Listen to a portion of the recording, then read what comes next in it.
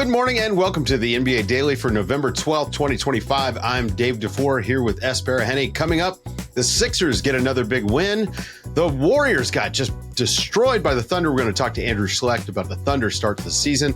And Nico was fired. Christian Clark's here to talk about it. Big day. Good morning, everybody. Good morning, Es. Good morning, sir. Not as crazy on Tuesday night as it was Monday night. I know you were sad to not be on the show Monday night. Yeah, just, well, you got a Monday night take you just have been sitting on for a full day. It was like honestly the best day of the season so far. The Heat didn't run a single screen until the final play of the game. Amazing. Oh my God, it was unreal. Yeah. I can't believe it.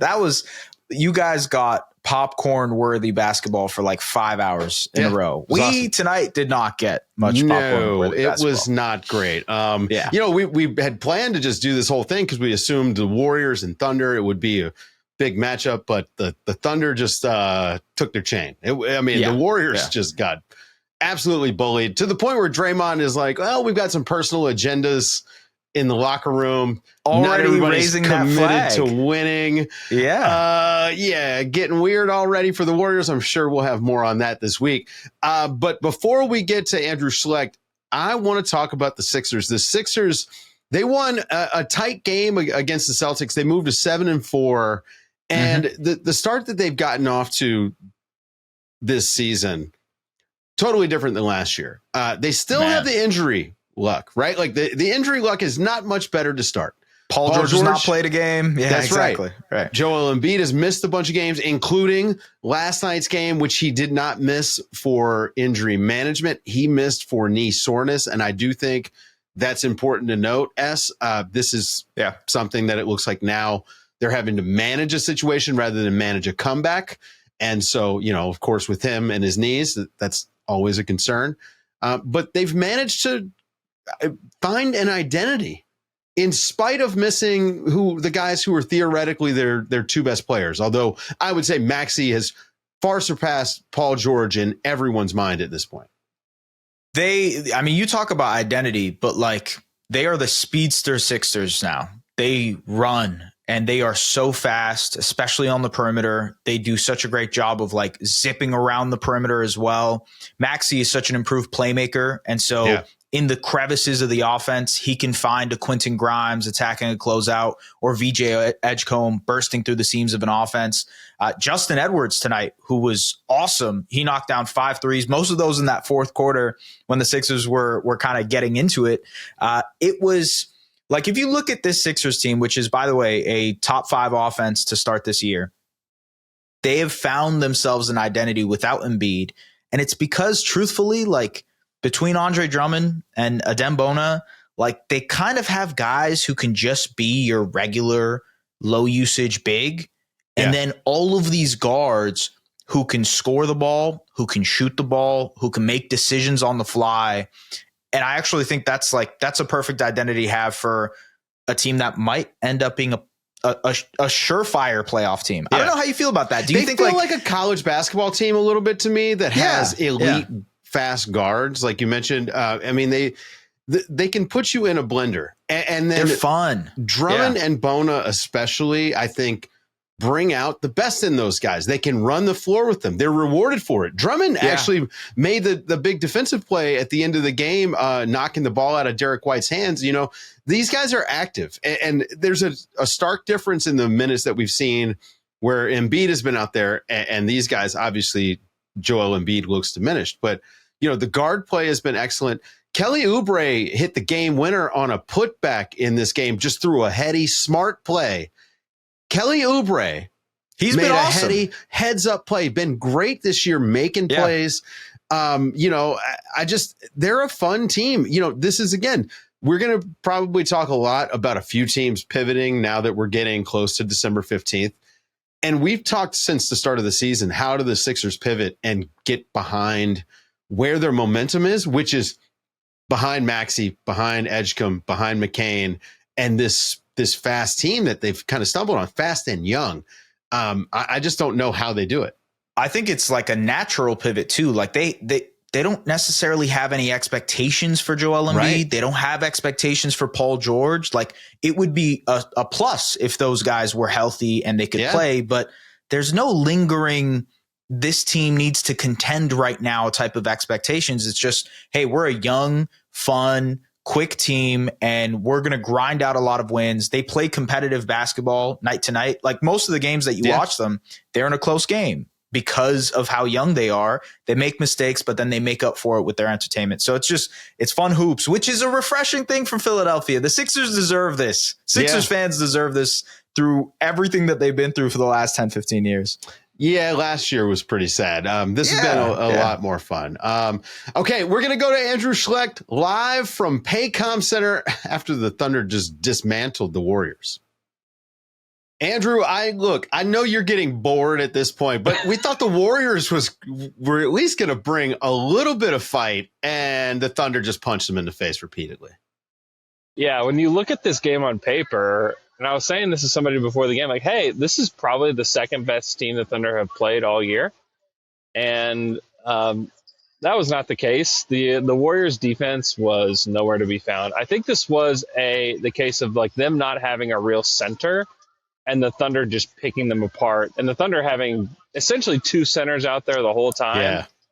And two centers at all times that can pass and that can find guys. Well, Chet didn't miss a shot. Come on, man. Like, not missing a shot helps, certainly. And like the variety of shots too. I think he's finally feeling comfortable with his three ball. I was asking him about it after the game, and he was just saying how he watched like game tape of himself during the playoffs and like how slow he looked and how he knew that he wasn't getting lift on his jumper, and he just feels so much better. Well, he's OD on the tray ball now, right? Oh, good reference, Dave. I'm proud. Wow, Dave. Good stuff. I didn't know you had that in you. That's nice. I didn't either. Chet certainly has it in him. He looks really good, and offensively, defensively. He talked about how he's improved like so much through the offseason, and now it's just a matter of everybody on the team has improved, and so now it's a matter of how do we kind of catch up to each other? Like, how do we fit all of these different improvements into what we're doing?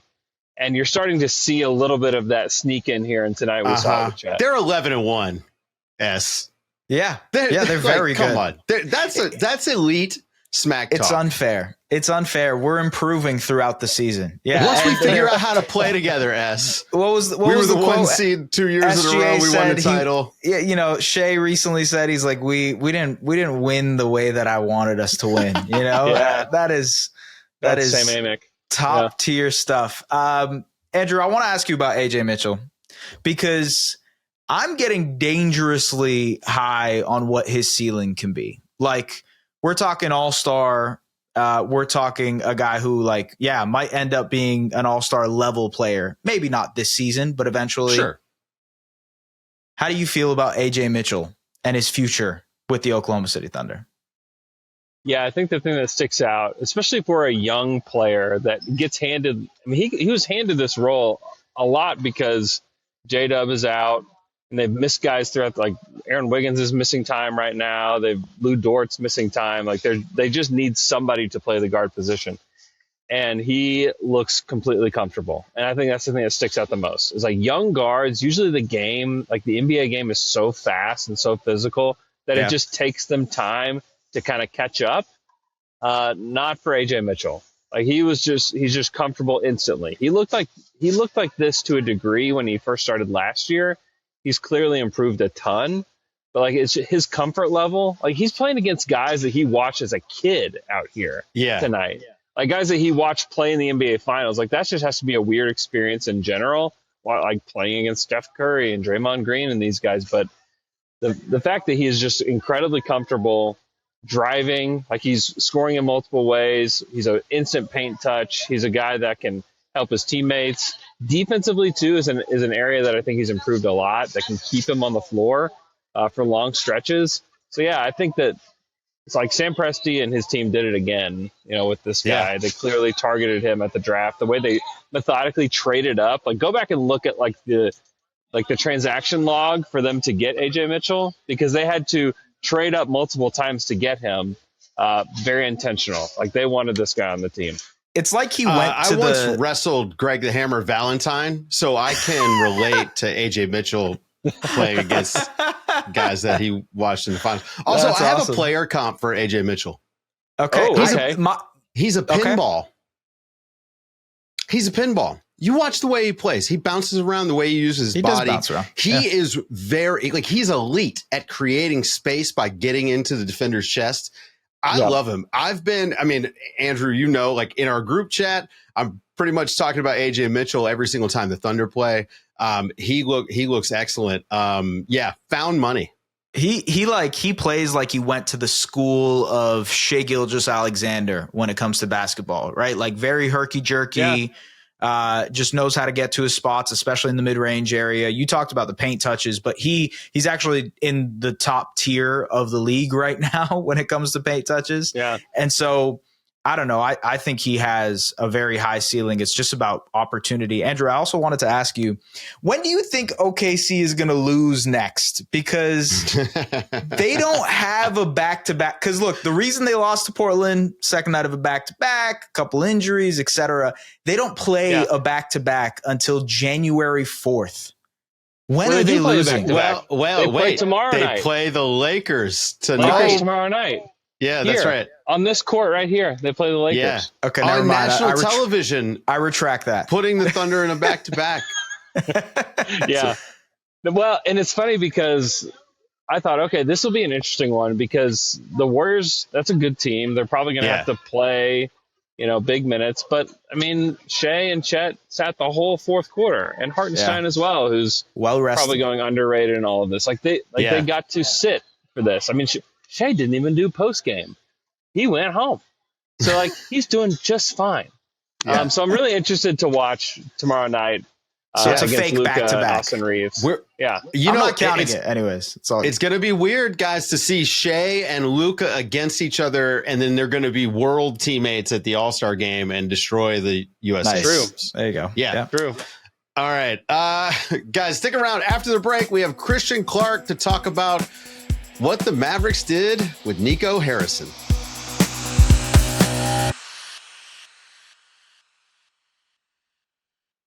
The Dallas Mavericks have finally given what their fans have been chanting, begging, pleading, protesting, writing signs about. They finally delivered and fired Nico Harrison. Here to talk about it, our man that covers the Dallas Mavericks, Christian Clark, who has had the most interesting tenure of any beat writer in his time with the Mavericks. 9 months after trading Luka Doncic, Nico Harrison out the door. Where do they go now? Dave, you left out one thing the fans did. They held a mock funeral for Luka Doncic. They did. They brought a casket Wiz out. Khalifa's "See You Again" playing in the background. Yeah, you left out that part of it, the mock funeral. I've never seen a mock funeral before. That was a lot of fun. Where do they go now? Look, they said they're gonna conduct a wide-ranging search for the permanent replacement to be their general manager. Right now, Matt Riccardi, who was the assistant GM, and Michael Finley, who was the number 2 VP in the front office, are going to be co-interim GMs. They're going to be in a holding pattern. They're going to try to get Anthony Davis healthy. They're going to keep putting Cooper Flagg out there. He actually played great on Monday. I thought that was his best game. We'll see what happens with Kyrie here, but they're in a holding pattern while they try to get the right guy to succeed, Nico Harrison. Christian, what took so long? What was it that made it now? I know the Mavs are kind of stumbling to start the season, but why now versus, 3 months ago in the offseason when all of this was really bubbling to the point where it was, I asked somebody, with knowledge of ownership's thinking right before the start of the season, hey, where's you guys' head at on Nico Harrison? And I was told, look, this was his vision. They wanted to be this defensive team. They wanted to be this enormous team. And Nico Harrison greatly valued Anthony Davis. We wanted to give it some time for him to be able to realize that vision. And Patrick Dumont signed off on this too. I think at some level, Patrick Dumont was like, okay, I played a part in this. Nico drove this decision, but I'm the one who ultimately said yes. So I think they wanted to be patient they just got off to such a terrible start to this year.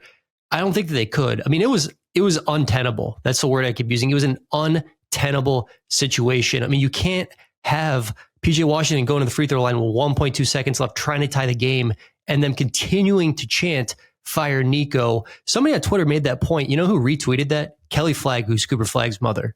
Like, this was becoming an untenable situation. Yeah. What about Jason Kidd? You know, this has been a rough start to the season, but I don't think anybody would point the blame at anything Jason Kidd has done. I mean, the roster itself, I mean, you just don't have any guards. Again, no Kyrie. AD's been injured quite a bit. I mean, is this a situation in which maybe Jason Kidd's job is also in jeopardy here? No, I don't think so. If you think back to this summer, so much goes on with the Mavs. It's easy to forget, but Jason Kidd, you know, the New York Knicks were interested in hiring him as head coach. Mavericks said, no, we're not letting you leave. They rewarded him with an extension. Jay Kidd, from my understanding, has 5 years left in his deal. Jason Kidd has a lot of years and money left in his deal. I don't see him going anywhere. You know, the extension happened right before the season. If the Mavs had thought like, all right, maybe Jay Kidd is gone too, I just don't see him getting that extension. So I think Jay Kidd is here to stay. You know, I think he's got like more power even than, you know, he did yesterday. I mean, I think he's here. I mean, Jay Kidd loves Cooper Flagg too. That's one thing you can tell. Like, loves coaching Cooper Flagg. So naturally, the conversation goes to, what do the Mavs do next? Now, I know part of that is the front office and figuring out who's going to lead the charge there. But the natural conversation ends up being, are they going to trade Anthony Davis? Are they going to trade Kyrie Irving? Are they going to trade Klay Thompson? Are they going to pivot to building and rebuilding around Cooper Flagg? I mean, there's so much conversation about the 2026 draft class and how hyped it is and the star prospects that potentially could be there. Do you see this team making a pivot midseason? I think they will make some sort of pivot. I don't know how large that pivot will be. I don't have a sense for you today whether they will truly explore Anthony Davis trades this season. They are in a tricky place from a team building perspective because they used a lot of their first round picks to strengthen their roster around Luka Doncic. They do not control any of their first round picks from 2027 to 2030. Now, they do own the Lakers' 2029 first round pick. That's the only first round pick they got back in the Luka trade. But there's a problem here. You know, it's like Cooper Flagg, already good, going to continue to get better. How do you continue building around him when you don't control any of your own draft picks from 2027 to 2030? You know, I imagine when they start like vetting candidates, this is what they're going to ask them. Hey, what's your team building plan to get this roster that can compete around Cooper Flagg 4 years from now? I mean, at this point, from a team building perspective, the smarter move is to try to recoup some assets and to get younger and cheaper. Their timeline needs to be set up with Cooper Flagg. You know, you've got Derek Lively's nice center that maybe could grow alongside him. But it seems to me like they have a bevy of valuable assets that teams, like especially contenders, are going to be looking for. How many teams could use Daniel Gafford? You know, big man or defense. PJ Washington. Or right? PJ Washington. So it's not just Anthony Davis who would have a big market. Like, to me, this is a situation where this team is not good. Whatever dream they have of Kyrie Irving coming back and contributing this season is pretty insane, because we know how medical science kind of works, at least historically, unless there's some miracle happening. I just don't see a world in which this team, like, okay, we're going to stink this year, but next year we're going to be super competitive. It feels like this is the moment to sort of shift gears and change directions. I mean, do you feel like they can do that after the season that they traded Luka Doncic? I mean, like, we're kind of getting into the fan conversation now, because that really is a bridge that needs to be repaired. It's probably the biggest one. I mean, they just fired the GM because the fans were pissed. So, like, how do they bridge that gap and move on to whatever's next? Yeah, I mean, firing Nico Harrison was step one to repairing the relationship with the fans. That was the biggest, most important thing that had to happen. They did it. Patrick Dumont, the Mavericks governor, released an open letter to Mavericks fans. Interestingly enough, the Mavericks sent this out with the press release announcing Nico Harrison's fire. I mean, look, this is on their minds. How do we repair this relationship with our fan base? This helps a little bit. If you wanted to, like, retool around Flagg, trade good veteran players, I think they could sell that. I just don't know if they're going to ultimately decide this is the best course of action. I don't have that answer for you today, but they could sell that for sure. You know, like I mean, there's no question about it. Like, you have a guy to be excited about. Like, they're so lucky they got this guy in the draft, because, oh my God, this would be nuclear winter if they hadn't got Cooper Flagg. Yeah, it really would be, man. I can't even imagine how this situation would have gone down if they didn't get that 1.8% lottery luck and landed Cooper Flagg, because I mean, yeah, heads would roll, and you see now in this situation, heads are rolling. Like, I think the Mavs are in a very tricky situation when it comes to fan PR and making the fans themselves happy.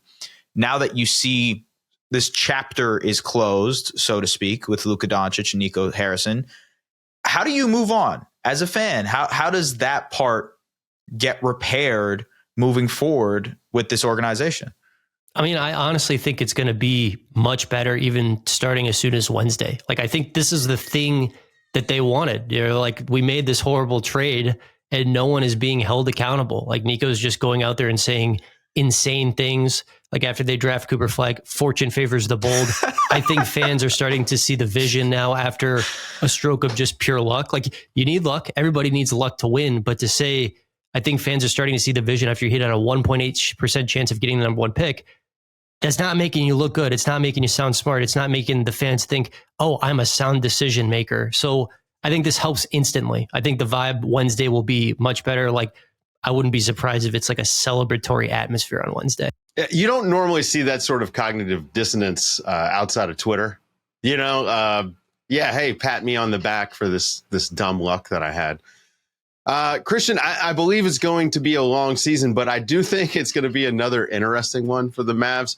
Let's talk Cooper Flagg really quick before you get out of here. As you mentioned, he probably had his best game in the NBA the other night. I mean, he was going head-to-head with Giannis. Had a chance there at the end to win the game. I think he got fouled, though, by the way, on it was not a slip. I feel like he got pushed, but, you know, we kind of got robbed at an attempt there for him to win the game. What have you thought about Cooper Flagg so far to start the year? I mean, again, you mentioned just the sheer dumb luck to get a guy, and he does feel like a guy. Yeah, I mean, look, I think if you just look at the basketball reference page or his stats on NBA.com, it's like, oh, wow, this guy was supposed to be, you know, like the best prospect in forever. Why is he so inefficient?